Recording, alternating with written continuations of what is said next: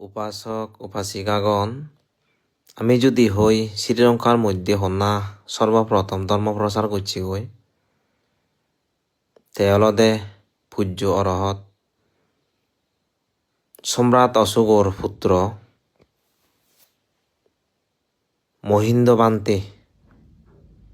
বুদ্ধ শাসনত প্রবজ্জাও নেই সাধনা ভাবনা করি নেই অরহত্ব লাগ করি নেই ভারতবর্ষত নাগাছ মার্গে উড়িয়ে নেই এই জাগানো দই পড়লে পদার্পণ করছি কি সেই জাগানো দে ইয়েন একেবারে তার স্মরণে ইয়ে দেখান বিহার ওই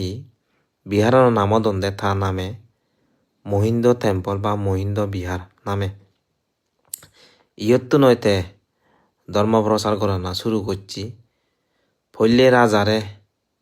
ধর্ম সদালৈ আকৃষ্ট করি নেই তারে ধর্মরস